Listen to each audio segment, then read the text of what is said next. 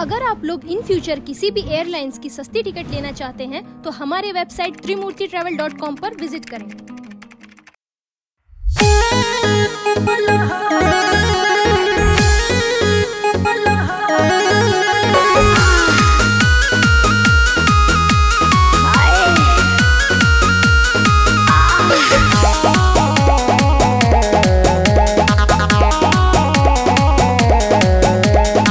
काहे बाड़ू तू नाराज हो, अब न कदी मसाज हो।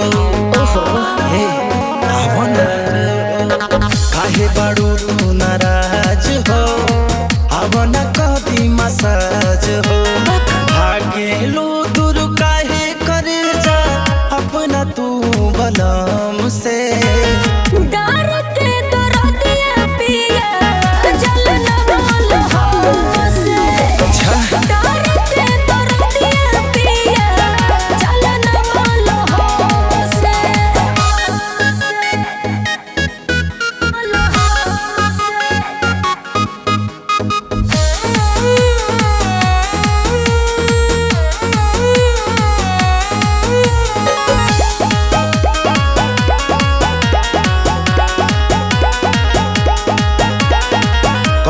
लादी मेडिकल से दवैया, करी न धनिया तो रद करी हैया।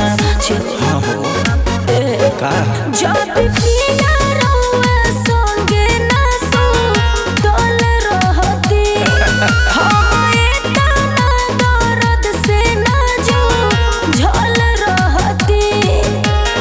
काहे भइल राते रहलू तू बोला पानी पानी शरम से।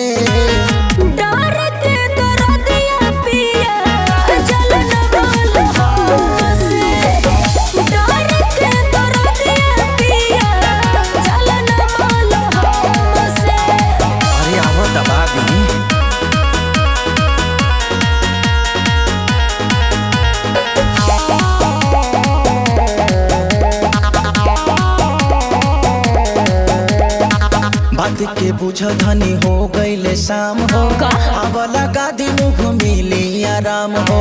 अरे डीआर के दिहल मुँह